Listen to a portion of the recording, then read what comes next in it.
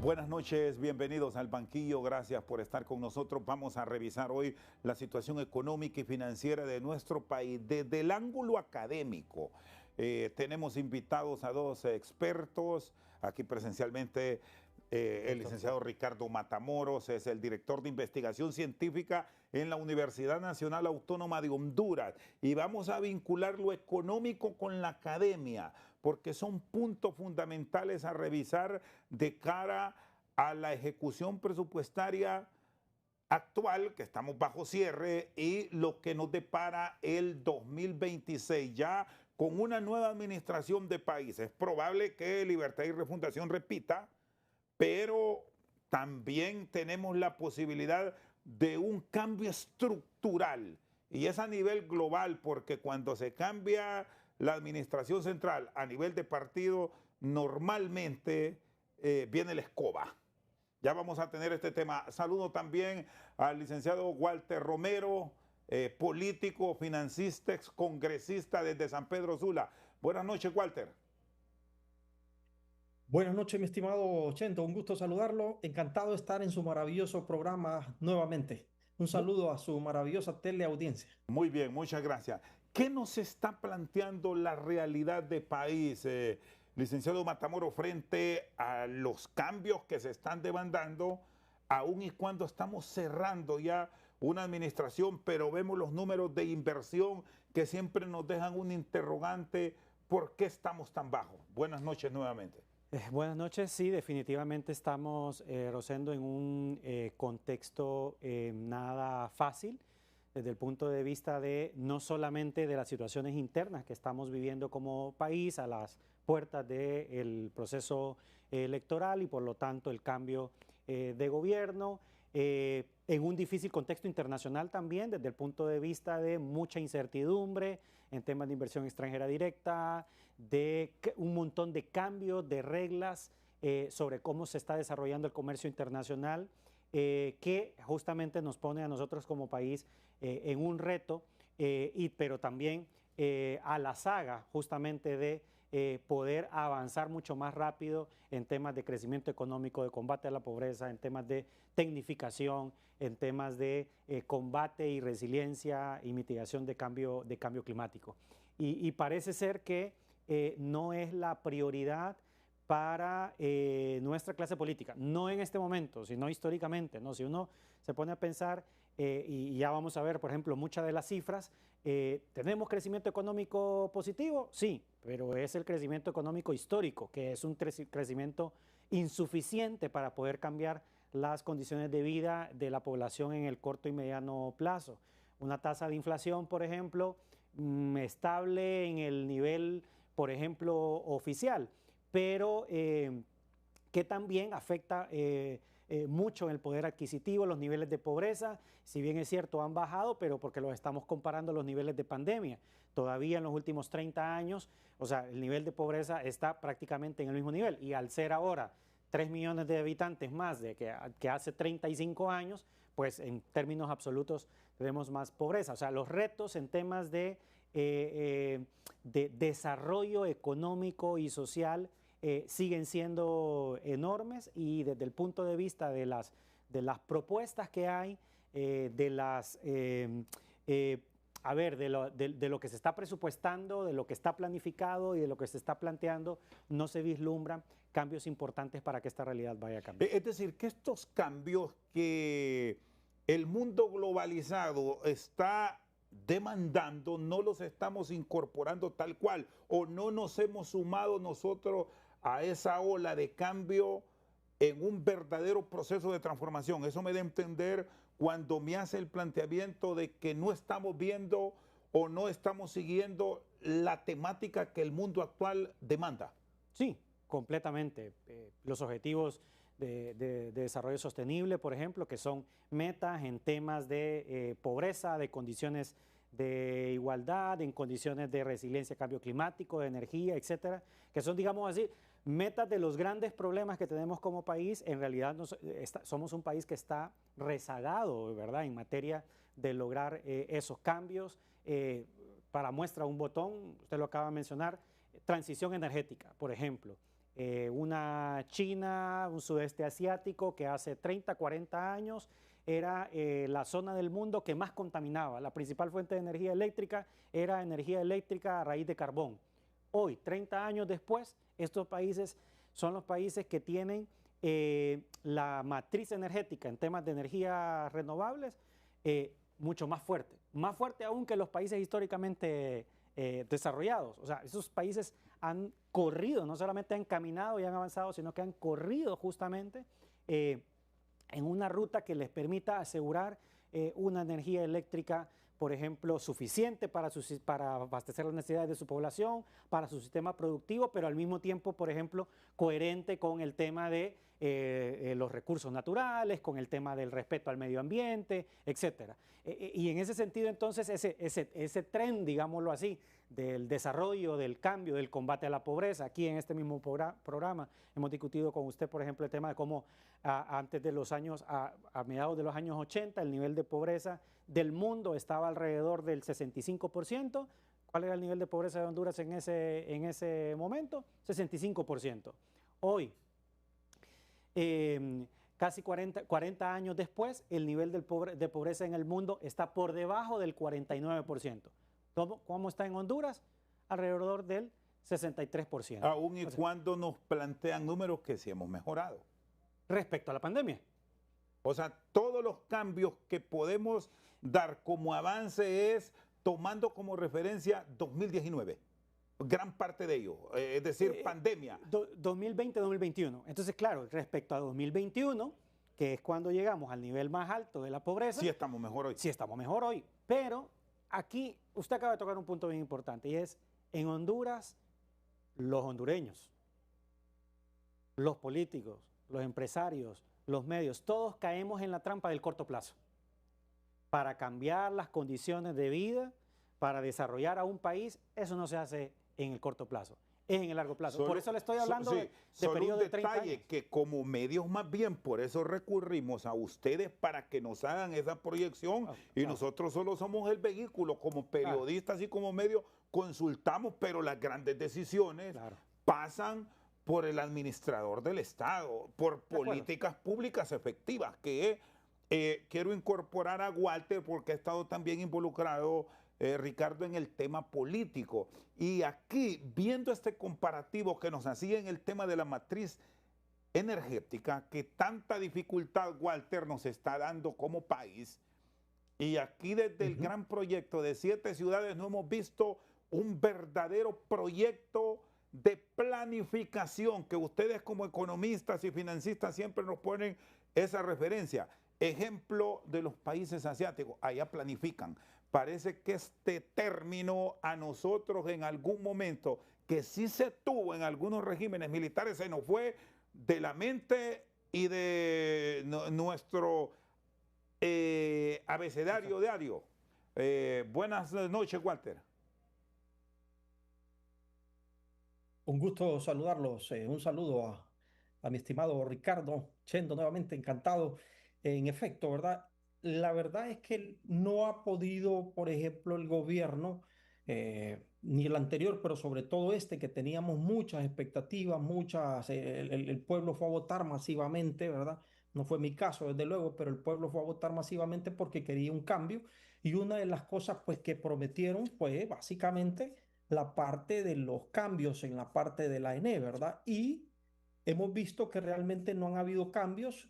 La ENE, por ejemplo, sigue sin un plan real, un plan verdadero que venga a poder levantar esa institución, esa empresa, llamémosle así, porque es una empresa, y que realmente, óigame bien, ningún país, o sea, un país que tiene una empresa donde todos los habitantes, todas las empresas, todas las personas tienen que comprarle el consumo de energía eléctrica a esta, no puede ser de que sea una empresa que esté con pérdida de 40.000 millones en el año, pues con endeudamientos de 75.000 millones en el año. Entonces, ahí es donde me parece que no pueden los gobiernos, precisamente porque no quieren despolitizar, quieren seguir manteniendo el aparato de la Empresa Nacional de Energía Eléctrica como un aspecto meramente político. Entonces lo están llenando siempre de activistas, el gasto corriente sigue aumentando, sigue creciendo, siempre nos dan a tole en un dedo que dicen que es para infraestructura, que van a hacer estos y aquellos cambios.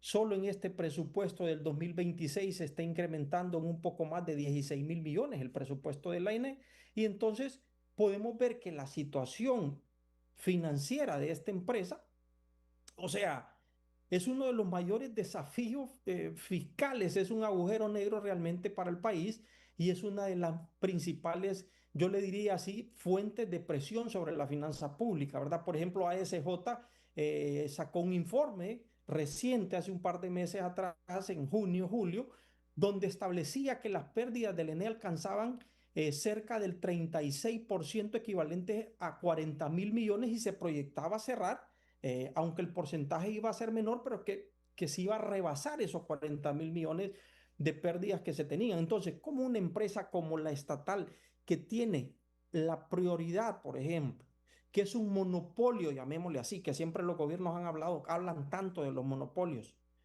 y que tiene todos sus clientes para poder ser una empresa que debería de dar un buen servicio, que debería abaratar los costos y que debería de ser rentable, ¿por qué es que no es rentable esta organización o esta empresa? Precisamente porque no hay una visión empresarial verdadera. Yo miro estas empresas, por ejemplo, las empresas de Qatar, las empresas del Medio Oriente, por ejemplo, esta empresa Qatar Airways, por ejemplo, y hay un sinnúmero de empresas que tienen un conglomerado de empresas que tienen estos países, y son empresas altísimamente rentables a precios bajos, productivas y efectivas.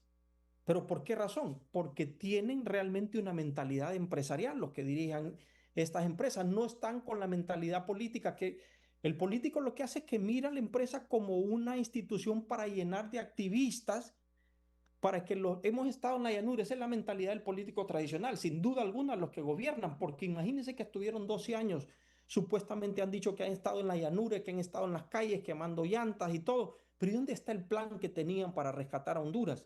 Cuando los indicadores de pobreza siguen como hace varios años, del 2021, aunque ellos dicen que hay una leve mejoría, pero realmente no es cierto. Los indicadores de pobreza siguen altos y los datos, por ejemplo, que nos dan los del Instituto Nacional de Estadística, yo por lo menos en lo personal no lo creo, ¿verdad? Porque sé que son datos de alguna forma maquillados, porque en el 2021, 2020 y 2021 es un año atípico, desde luego no se puede comparar, no hay un parangón real porque estamos en una época de pandemia donde todas las empresas cerraron, hubo un parón porque se suspendieron las garantías constitucionales y desde luego la mayoría de las personas perdieron sus empleos, otros suspendieron, entonces los niveles de pobreza aumentan un poquito. Pero si lo comparamos con el año anterior, el año 2019, realmente hay 1 millón de pobres, según datos que sacaba, por ejemplo, el diario La Prensa hace un par de semanas atrás. Hay 1 millón de pobres más ahorita en la actualidad y como decía el licenciado Ricardo, o sea, si tenemos mayor población, ¿cómo es posible que sigan creciendo los pobres? Yo miro y admiro los países asiáticos, NN Oppenheimer, que ha hecho estudios, ha hecho libros espectaculares con relación a cómo estos países asiáticos han salido de la pobreza y cómo los países latinos, por estar sumergidos en ideologías políticas, por estar sumergidos en todas esa parafernalia y esa mentalidad donde solo se quieren lucrar para sus intereses personales, y hablo de todos los partidos, pero sobre todo también hablo de esa ideología socialista que lo que hace es producir cada día más y más pobres, y está demostrado a nivel de Latinoamérica, nadie que ha implantado una política socialista del siglo XXI, o sea, ha salido de la pobreza. En cambio, los países asiáticos, que aunque se dicen ser socialistas, pero realmente son países socialistas desde el punto de vista gubernamental, pero capitalistas, empresariales desde el punto de vista de productividad, de efectividad, de establecer este políticas. punto, Walter, ¿cómo trasladarlo aun y cuando son economías totalmente lejanas una de la otra, viendo lo que hizo China, que ahora lo tenemos como un socio nuestro a nivel de país? aplicando fórmulas efectivas para Honduras. ¿Cuál sería? Y yo le planteo esto porque ustedes que manejan números a nivel de la economía y los matemáticos, hablan mucho de fórmulas. Bueno, ¿y la fórmula aquí cuál es? Bueno, miremos la fórmula que hizo China. ¿Qué fue lo que hizo China? Por ejemplo, apuntarle a la educación. Eso es lo primero, apuntarle a la educación, pero no es la educación a corto plazo, sino que educación a largo plazo. Empezó y dijo, vamos a sacar a más de 1000 personas a trasladarlos a otros países, mandarlos a las grandes universidades, Estados Unidos, a Harvard, a Stanford, a todas esas universidades, a universidades de Europa, para capacitarlos, para entrenarlos, para llevarlos a niveles.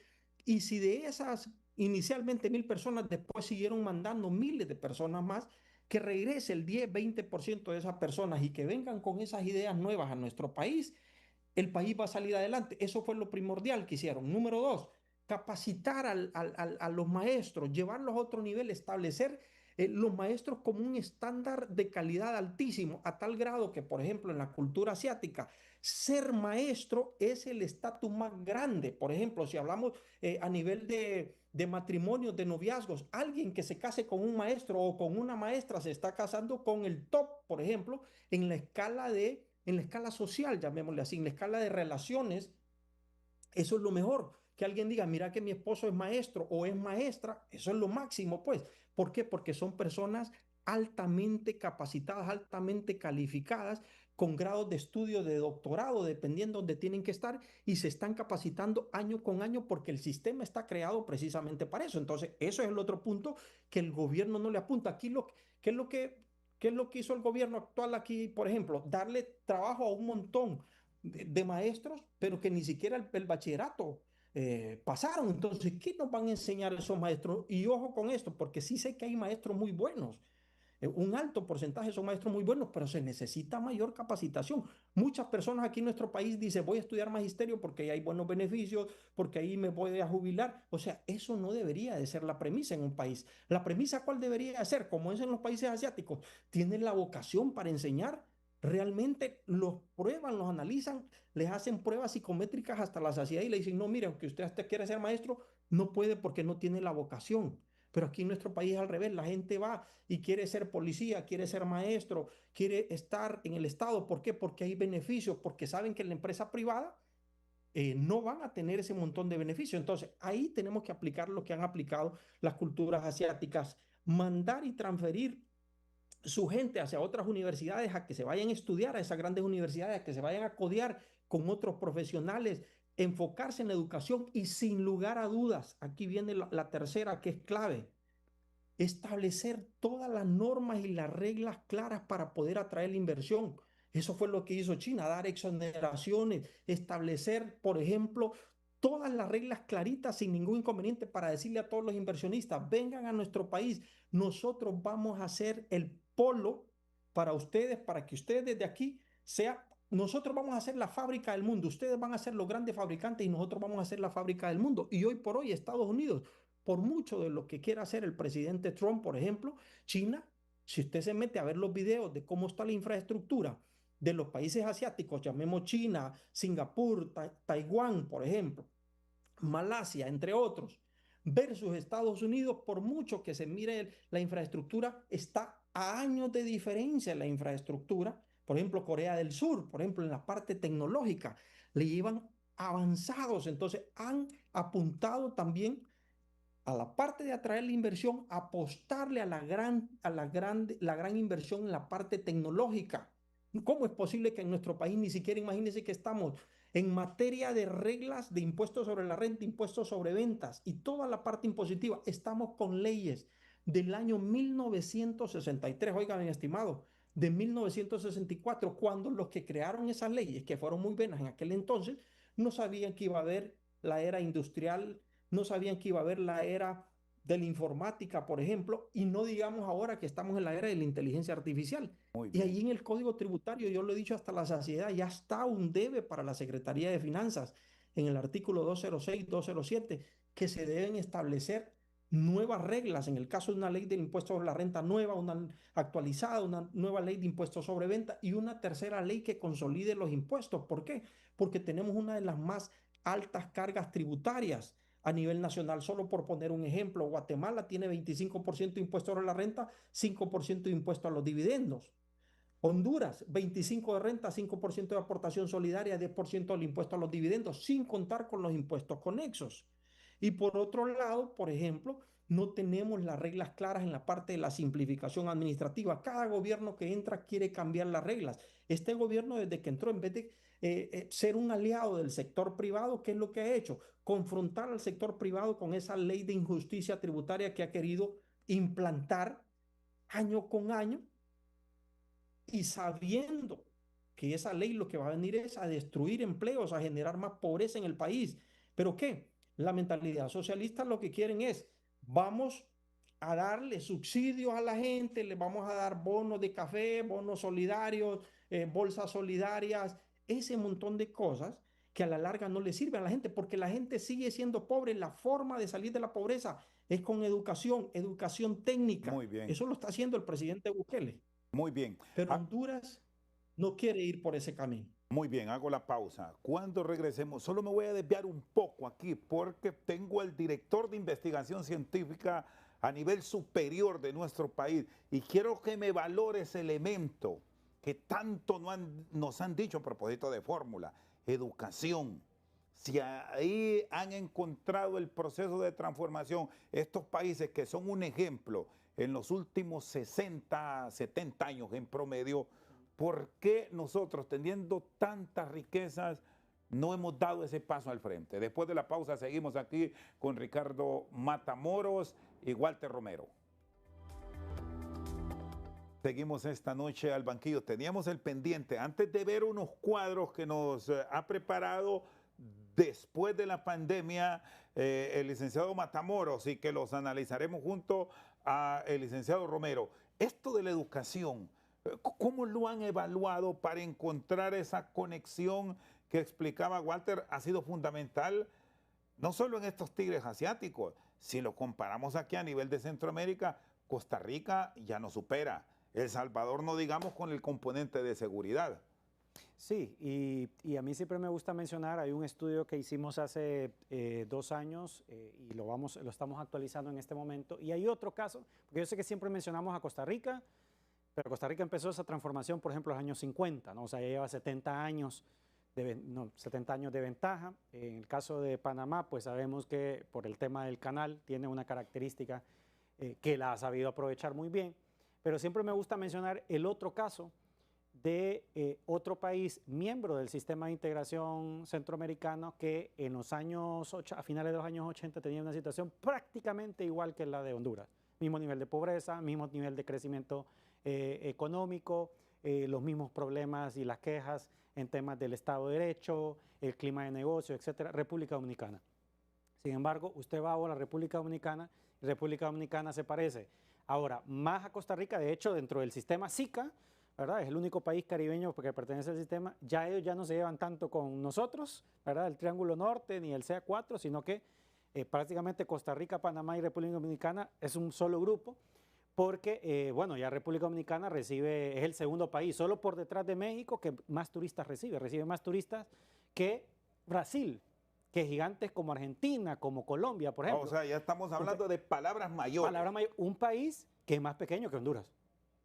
Es la mitad del territorio de Honduras. Y con un vecino nada agradable, si le queremos sumar otro componente que podría ser un elemento complicado para ellos. Correcto, sí, pero ahí está el ejemplo de cómo no hay un solo ingrediente que poner, sino que en realidad, como lo decía Walter hace rato, tiene que ver más bien con un conjunto de factores a los cuales hay que apuntarle. Usted lo mencionó en el segmento anterior, hay que planificar y hay que ser coherentes en el tiempo.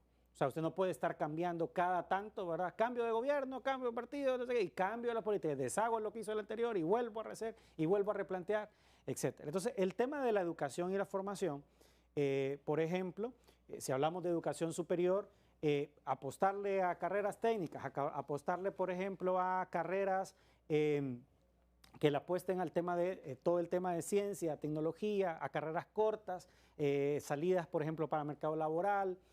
Sin embargo, usted puede apostarle mucho a eso, pero si no tiene los otros elementos, usted lo reflexionaba muy bien, o sea, ¿cuál es uno de los problemas que tenemos en este momento?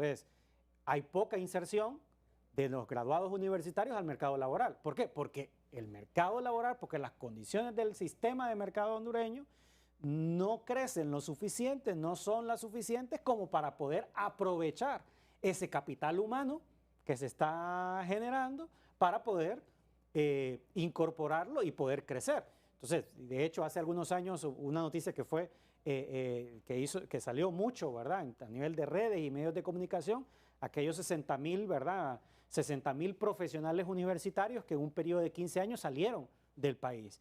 Porque no solamente se trata de, bueno, de formar a los profesionales, pero ¿y a dónde van a salir? Si no hay condiciones, por ejemplo, bueno, que emprendan, sí, pero hay condiciones de mercado, crediticias, para poder emprender. Hay un conjunto de factores que hay que implementar, como el tema de poder trabajar. Tenemos una investigación que se llama Sistemas de Mercado, que es de poder planificar y apuntarle a aquellos sectores en los cuales Honduras tiene potencial para poder crecer y para poder competir con la región. Regreso al ejemplo de República Dominicana. República Dominicana reconoció allá hace 35 años, nosotros le podemos apostar al turismo y podemos sacarle el máximo provecho. Entonces vamos a atraer la inversión extranjera directa adecuada, vamos a generar las condiciones, a invertir en la infraestructura adecuada para que nosotros podamos crecer. ¿Qué tiene, por ejemplo, y qué hace mal? Y eso ellos lo hicieron así. ¿Qué hace mal Brasil? ¿Qué hace mal Argentina? ¿Qué hace mal Colombia para nosotros? ¿Qué hace bien México para nosotros poderle apostar, por ejemplo, a esas condiciones? Entonces, la universidad hace como 3 semanas estuve en la Universidad de Santo Domingo, que sería el equivalente de la Universidad Nacional Autónoma de Honduras, y nos hablaba un poco de esa transformación, de cómo ellos entonces se replantearon, ¿verdad?, nuevas carreras para todo ese conjunto de políticas que se estaba implementando en ese momento, atrayendo la inversión, propiciando pequeña y mediana empresa, por ejemplo, orientada al turismo, al servicio al cliente, ¿verdad? O sea, cómo atendemos, un poco salió hoy en muchos de los medios de comunicación, ¿no? El tema y la pregunta, ¿y por qué ¿por qué 70,000 hondureños prefirieron irse a Guatemala, El Salvador en vez de generar ese movimiento económico en nuestro país, que sería la lógica? Claro, pero mucho de eso tiene que ver entonces cómo recibimos al turista, cómo se recibe al turista, hasta eso, la atención al cliente, ¿verdad? Al turista, cómo se le atiende, etcétera. O sea, tiene que ver, de nuevo, regreso con el tema, con un conjunto de acciones en las cuales todos tenemos que hacer nuestra parte.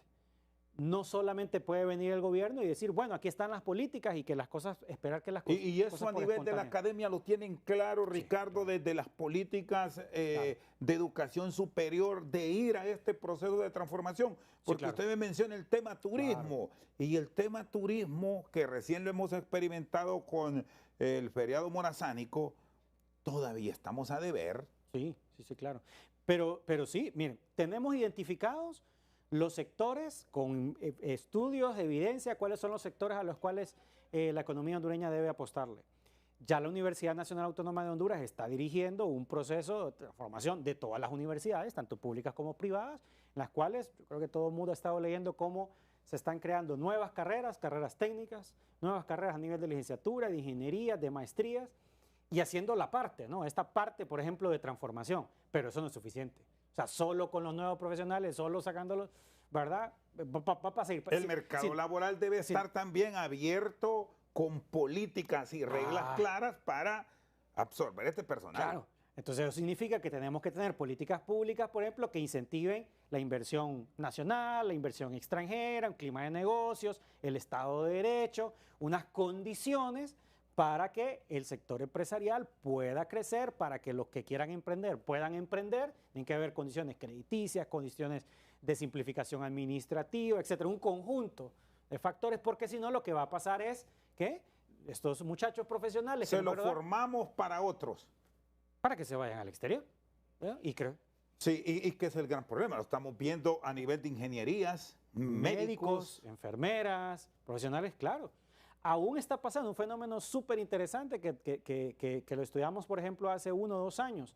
aún el Valle de Sula, por ejemplo, que se caracteriza por ser, al ser una zona altamente industrial, era la zona del país que más absorbía, por ejemplo, técnicos en el área, técnicos, ¿verdad? A nivel de educación media o de formación a nivel de Info, por ejemplo, de técnicos eléctricos, mecánicos, etcétera. Hay una gran escasez en el Valle de Sula. La empresa grande y mediana de San Pedro Sula, del Valle de Sula, se queja porque no encuentra estos técnicos. ¿A dónde se ha ido el 50% de estos técnicos? A México, ni siquiera a Estados Unidos, a México, porque allá pueden devengar salarios de 2.000, 2.500 hasta $3.000 en la gran industria china y estadounidense que está instalada allá. Entonces, sí, cosas que son realidades. Y Walter nos hablaba justamente de eso, de reglas claras, de procesos efectivos para que este personal se quede. Yo recuerdo aquí y hemos insistido y lo asocio con el tema turismo que planteaba Ricardo, Walter, el caso de la ley de empleo temporal que ustedes en su momento impulsaron y promulgaron, pero son de esos errores que se quedaron ahí y no hemos obtenido en los últimos tiempos una respuesta afirmativa, aun y cuando habían compromisos. Definitivamente, la ley de empleo por hora, a mí me parece que no debieron haberla derogado esa ley, sino que debieron haberle hecho algunos cambios, ¿verdad? Y siempre en el contexto político gubernamental siempre está la teoría de decir, eh, es que hay muchos abusos, hay empresarios que se están aprovechando de la situación cuando en la realidad es que siempre es el gobierno el que tiene el control, el que debería de verificar. Esto no solo pasa en la parte laboral, sino que también pasa en la parte fiscal, en la parte tributaria, en la parte de exoneraciones, que siempre es la excusa para querer derogar una ley, es que están abusando con esa ley. ¿Por qué no le hacen las reformas? ¿Por qué no controlan los abusos? ¿Por qué no mejoran? Porque a la larga lo que hicieron con esta ley es que miles de jóvenes, como decía el licenciado Ricardo, que se están insertando al mercado laboral, cerca de 150.000, 200.000 jóvenes, que muchos de ellos están saliendo del país. Tenemos fuga de talento porque precisamente no hay oportunidades reales en el país y las oportunidades que se le dan, pues son oportunidades, por ejemplo, trabajar en un call center, que no digo que está mal, el empleo es bueno, pero no es una oportunidad donde van a desarrollar un potencial. Por ejemplo, es diferente si trabajaran en la parte tecnológica, como lo está haciendo en El Salvador. Reciente estuve en El Salvador y miraba cómo están trabajando en todo lo que es la parte de tecnología. Anduve ahí por la biblioteca nacional y cómo le están apuntando, cómo le está apuntando el presidente Bukele a todo lo que es la parte educativa tecnológica, a la parte de robotización, a la parte de tecnología, para poder ir ahí a la biblioteca. Un niño, por ejemplo, desde pequeño ya le están metiendo en la mente que para poder jugar con un robot, para poder jugar en un televisor, en una máquina que va a estar aprendiendo también, primero tiene que leer 30 minutos, luego le hacen un examen y después del examen, si pasa el examen, pues entonces tiene sus 30 minutos, si no, tiene que volver a leer otros 30 minutos y hay alguien que lo está midiendo. Entonces, ¿qué le están generando? Le están generando el hábito correcto, el hábito de la lectura, que es lo que va a hacer a nivel de la educación, sacar de la pobreza a un país. Entonces, en ese sentido,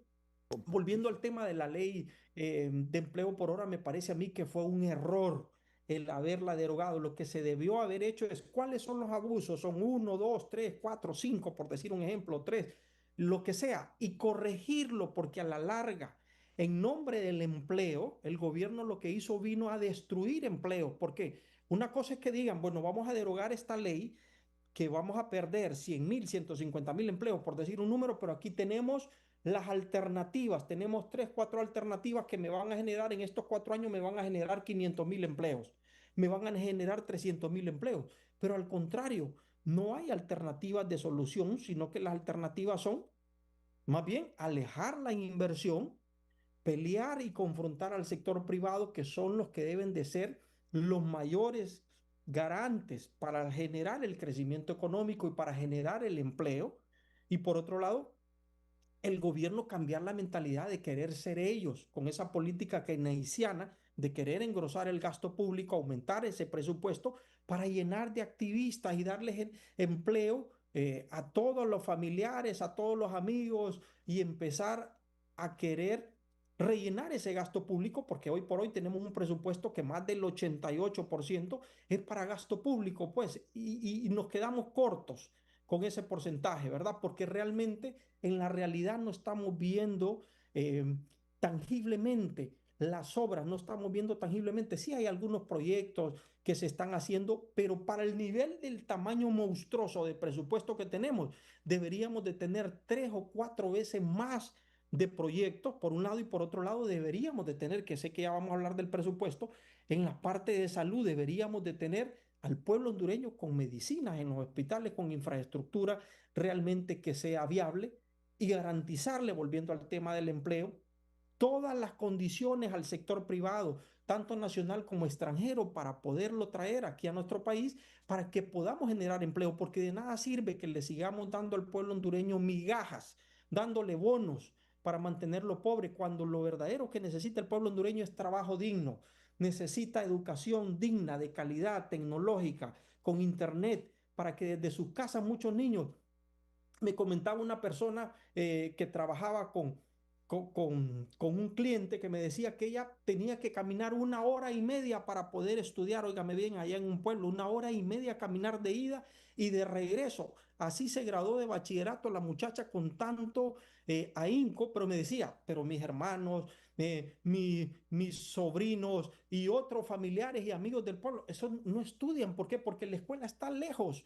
No hay ni siquiera internet como para poder hacer que esos niños estudien, ¿verdad? Y por otro Muy bien. lado, el desánimo de todos estos jóvenes, que para qué voy a estudiar si no hay oportunidad en nuestro país, mejor me voy para Estados Unidos, mejor me voy para España, hoy se están yendo para Europa, para España, y así van a ir descubriendo otros horizontes en donde por lo menos les van a generar empleo sin necesidad de que tengan tal vez unos niveles de educación altos, pero que tal vez los puedan insertar en otras labores como los sectores de la construcción.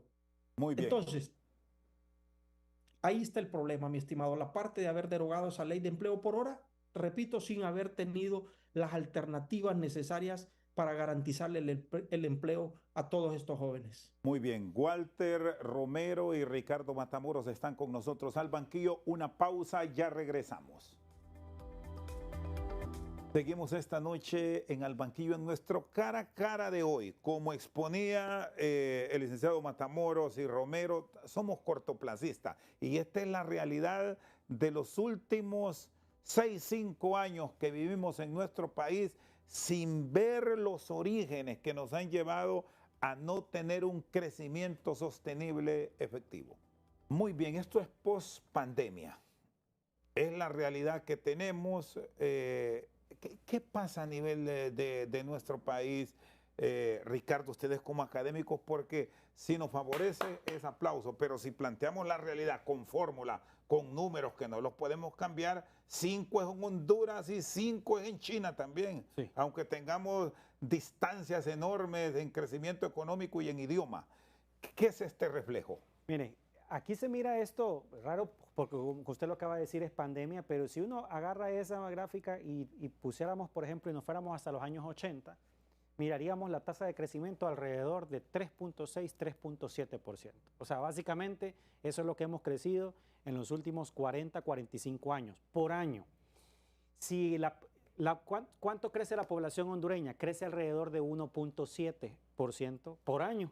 Eso significa que el crecimiento per cápita hay que restarle. A ese 3.7, si usted le resta 1.7, ¿cuánto le queda? 2%. Realmente la economía hondureña solamente crece 2%. ¿Cuántos años necesitamos para poder, creciendo a ese nivel, para poder duplicar, para que la gente vea, por ejemplo, duplicar o mejorar al doble de la situación? Si está muy mal, a llegar a mal, por ejemplo, 36 años. Para que la gente se dé cuenta, porque a veces miramos, 3.6, y qué bueno, es positivo, y claro, y nos comparamos con el resto de la región, y entonces la otra región, yo siempre pongo este ejemplo. El ¿verdad? factor crecimiento poblacional lo excluimos. Lo excluimos, y luego excluimos el tema de largo plazo. Es que en el corto plazo es como que un estudiante, como que su hijo le esté diciendo, como todos los años le dice, o cada trimestre le diga, saqué 60, la nota mínima. Ah, pasó. Y el otro trimestre, 60%, 60%, 60%. Y pasan los años y 60, 60%. ¿Qué va a pasar cuando ya llegue, por ejemplo, a la universidad y quiera aplicar a un buen trabajo o a una beca? Es decir, esas calificaciones son lo mínimo de lo mínimo de lo mínimo. O sea, no en realidad no está invirtiendo, ¿verdad?, en poder generar las capacidades de largo plazo. Pues lo mismo con el país. Crecer al 3.6, 3.7% durante tanto tiempo, en este momento es cierto, es más que el de Costa Rica, sí, pero es como que usted vaya saliendo aquí por el Durazno y Costa Rica ya vaya allá por el lago de Yohoa, ¿verdad? Y él vaya a 60 y usted diga que va a 80 y se alegre usted porque va más rápido que Costa Rica. Ahora, el estudio que ustedes plantean, Ricardo, ¿tiene expectativa para mejorar, Sí. para cambiar? Entonces, ¿cómo debe ser el planteamiento? Sí. A nivel de Estado. Sí, Porque esta responsabilidad es de Estado, Claro. con el apoyo, desde luego, de otros sectores que impulsan el desarrollo económico, con una empresa privada activa, pero con reglas claras, Con reglas con claras. una población económicamente activa, con emprendimiento, con actividad diaria, Claro. con un profesional aprovechado en el país y no fuera de Honduras. Claro, mire, impulsando políticas de Estado, priorizando sectores estratégicos a nivel del país en completa coordinación y colaboración con el sector privado, planificando, ¿verdad? Corto y mediano plazo. Tenemos hace ya 3 años que se venció la ley del último plan de nación. No se ha renovado, no hay una planificación de largo plazo de país. Tampoco vamos a decir que es que en el pasado se había logrado, pero el asunto es que ni siquiera tenemos el instrumento correcto, el instrumento de planificación no lo tenemos.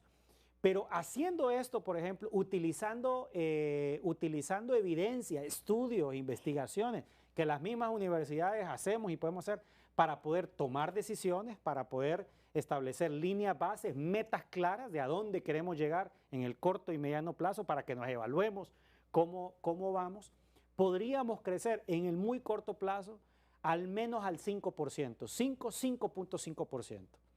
Creciendo a ese nivel y que los gobiernos se pusiesen, es como meta, al menos a crecer a ese nivel en 2 gobiernos, nosotros podríamos, 8 años, en términos, por ejemplo, matemáticos tenía que ser 10 años, pudiésemos entonces poder encontrar medidas, o sea, poder sentir, digámoslo así, un cambio significativo, importante en términos de niveles de pobreza, en poder adquisitivo de la población hondureña y en temas de mejoramiento de las condiciones de vida. Y de repente muchos están diciendo, uy, 2 gobiernos, 10 años. Sí, pero es que lo que hemos hecho mal durante 40, 50, 70 años, no lo vamos a ver de la noche a la mañana. Walter, el tema del presupuesto de la República, que es un instrumento clave para alcanzar metas, no a corto plazo. Debemos tener claridad que es a cierto tiempo, como lo expone Ricardo. ¿Cómo debe manejarse el mismo a sabiendas de que estos recursos serán administrados por un nuevo gobierno, donde, dicho sea de paso, estamos esperando planes concretos, Walter? Sí, aquí el presupuesto debe de ser un instrumento de desarrollo económico, ¿verdad? En eso todos estamos claros y debe de ser instrumentalizado por parte del gobierno precisamente para darle prioridad a diferentes sectores, por ejemplo, ¿verdad? Y evitar, por ejemplo, que ese presupuesto como lo tenemos actualmente se convierta nada más en un valor o en un monto que nos sirve únicamente para rellenar gasto público, ¿verdad? Entonces, tenemos un presupuesto, para que sepamos, desde el 2021 que estábamos en 308.000 millones, a un presupuesto que estamos llegando ahorita a 469.248 millones, un poco más de 469.000 millones, ¿verdad? Es decir, que hemos crecido, si lo miramos en los últimos 4 años y proyectando el año quinto, en este caso que sería el 2026, más del 54% con relación al presupuesto original que teníamos, no el presupuesto original, sino que el presupuesto que dejó el gobierno anterior, ¿verdad? En ese sentido, me parece que, aunque se aumentó drásticamente, exageradamente el presupuesto, un presupuesto con déficit fiscal, que siempre he dicho yo, o sea, ¿cómo vamos a tener un presupuesto con un déficit? Por lo menos esos son los números que yo tengo, con un déficit de entre el 10 y el 12%, déficit fiscal presupuestario, claro, ¿verdad? Es decir, que todos los años el gobierno necesita, para poder cubrir ese presupuesto, endeudarse en alrededor de 78.000 a 80.000 millones en cada presupuesto. ¿Por qué? Porque está gastando más de los ingresos que está teniendo. Entonces, eso a toda costa, la mentalidad del político tradicional es que el gobierno nunca quiebra.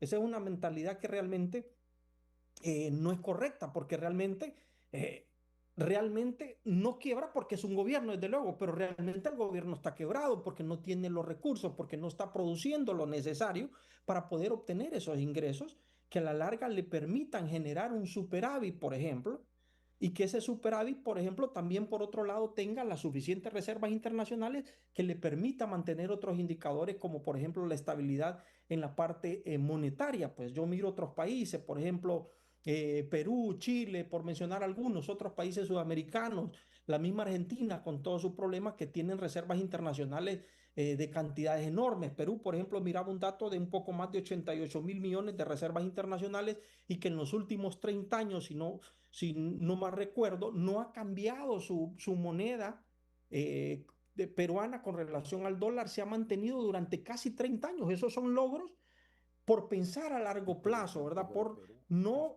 por tener una administración desde el punto de vista económico que es a largo plazo. No están pensando, como lo decía el licenciado Ricardo, al menos a 10 años, vaya, por lo menos, al menos a 10 años. Y ahí tenemos que irnos más. Después de llegar a esos 10 años, hay que pensar en otros 10 años para poder pensar a largo plazo, porque las grandes economías, los países que han logrado sacar de la pobreza, ahí están, volvemos con los países asiáticos, ¿verdad? Que han logrado sacar de la pobreza a su gente. Está Panamá también, por ejemplo, ¿verdad? Que solo tiene un 12% de personas que están en pobreza y es una pobreza que no se compara con la pobreza de nuestro país, porque usted va a Panamá, por ejemplo, y mira ahí cómo es la productividad, cómo está el país produciendo, estableciendo las reglas y cambiándolas y modificándolas constantemente en beneficio de poder atraer la inversión, de establecer reglas claras Bien. y de establecer reglas democráticas para que haya estabilidad y seguridad jurídica y que el que va a poner el capital diga, no, aquí hay seguridad, si hay problemitas, no hay problema. ¿Por qué? Porque lo resolvemos a nivel legal con nuestros abogados, con nuestro cuerpo jurídico, tributario, etcétera, etcétera.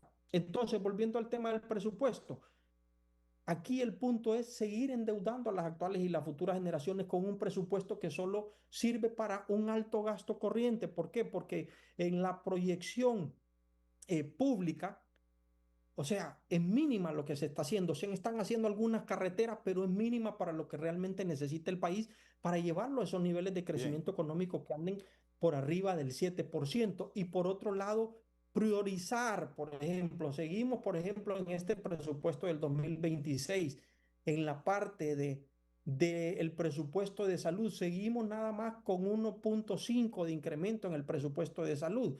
O sea, se le está incrementando 437 millones al presupuesto de salud y sin lugar a dudas, esos 437 millones son para sueldos y salarios, para algunos aumentos que se están generando, por ejemplo, puede ser las enfermeras, los médicos, etcétera, etcétera, pero no se está priorizando las verdaderas necesidades del pueblo hondureño, por ejemplo, que son las medicinas en los hospitales. Muy ¿De bien. qué me sirve que hagan nuevos hospitales, mi estimado, si los hospitales actuales siguen siendo deteriorados y hay falta de medicina? Entonces ahí me parece que debe de hacer, para concluir, el presupuesto debe ser un instrumento de desarrollo económico y deben de reorientarse las partidas a educación, a salud y no tener esa partida, por ejemplo, de el servicio de la deuda que sigue creciendo y ya está llegando a 70.000 millones de lempiras. Y con esto cierro, se están consiguiendo cerca de 79.000 millones de lempiras de deuda. ¿Y para qué es esa deuda? Para pagar 70.000 millones del servicio de la deuda, que lo único que me ha servido es para seguir engrosando el alto gasto corriente. Muy bien. Hago una pausa aquí en Al Banquillo. Venimos en breve al cierre.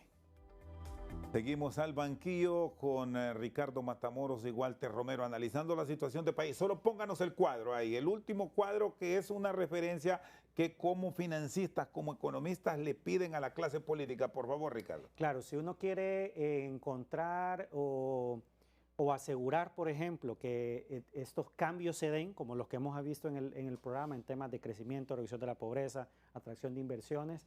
Estos son algunos puntos mínimos que hemos calculado a partir de diferentes investigaciones, análisis, proyecciones en la universidad, que el próximo gobierno debería de ponerse como meta en temas de ejecución presupuestaria, en temas de déficit fiscal, de crecimiento económico, de generación de empleo, de reducción de la pobreza, de mantener controlada la inflación y de atraer la inversión extranjera directa si queremos ver de una Honduras diferente para los próximos años. Y estamos viendo que son metas realmente de mucho reto a cumplir, sí, porque la generación de al menos 70,000 empleos anuales, una inversión extranjera promedio de 4.200 millones, una cantidad que cuatro veces más grande. Nunca la hemos logrado, estamos claros, pero de eso se trata, de reto. Correcto. Una eficiencia en el presupuesto al 95%, con un nivel de inversión seguramente que debe ser efectivo. Sí, definitivamente, y Walter lo estaba mencionando hace un rato, el tema de la inversión pública es clave en temas de infraestructuras estratégicas principalmente, y esto pasa justamente por el tema de una ejecución mucho más expedita, una mejor utilización del endeudamiento público para poder incentivar inversión productiva. Los aspirantes a la presidencia de la República y de diferentes cargos de elección popular tienen sus equipos económicos y financistas. ¿Se los han remitido? ¿Advierte que tienen claridad en todo esto? La Universidad Nacional ha estado haciendo convocatorias a diálogos políticos en los diferentes campus aquí mismo, y ha habido respuesta, ¿verdad? En algunos casos sí, en algunos casos no, autoridades locales, etcétera, pero por lo menos hasta este momento, desde nuestra perspectiva, no hemos visto, por ejemplo, la solidez de una propuesta gubernamental, insisto, desde el punto de vista académico, desde el punto de vista de la rigurosidad de la evidencia o los análisis de propuestas que puedan, que apunten a lograr por lo menos, al menos estos objetivos. Bueno, gracias, Ricardo. Walter, sus puntos de vista finales, tenemos un minuto para cerrar y muchas gracias. No, muchas gracias. Pues solo decir que Honduras, siempre lo he sostenido, no necesita más discursos ni excusas, sino que necesitamos resultados. Ahí el licenciado Ricardo pues mostró ahí en pantalla qué es lo mínimo que necesita Honduras para poder salir de la pobreza y poder atraer la inversión que necesitamos. Entonces el país tiene todo para crecer, tiene recursos, ubicación estratégica, tenemos gente trabajadora, pero lo que falta es una conducción seria, que los políticos realmente se pongan serios y que tengamos una conducción que sea técnica y transparente, porque aquí hay un tema también importante que es la parte de corrupción. Más de 100,000 millones de lempiras en corrupción que se pierden, que podrían estarse utilizando para pagar la deuda pública o para no necesitar sacar deuda pública. Entonces, si el gobierno sigue privilegiando, por ejemplo, el gasto público sobre la inversión productiva, seguiremos atrapados en una escala de crecimiento económico de 3 a 4%, que para el nivel de país que tenemos realmente es un nivel de crecimiento económico pobre. Entonces, el verdadero desarrollo, ¿dónde va a estar? Va a venir cuando un gobierno establezca una visión clara, no con ideología, y cuando se premie al que produce, no al que depende, y cuando el dinero del pueblo se use para generar empleo, energía y oportunidades, con una visión a largo plazo, pensando en 10, 15, 20 años, y que no venga otro gobierno a cambiar las reglas, sino que hayan reformas constitucionales para que ese plan de nación sea respetado por cualquier gobernante. Muy bien, muchas gracias. Walter Romero y Ricardo Matamoros nos han acompañado esta noche al banquillo. Por su sintonía, muchas gracias.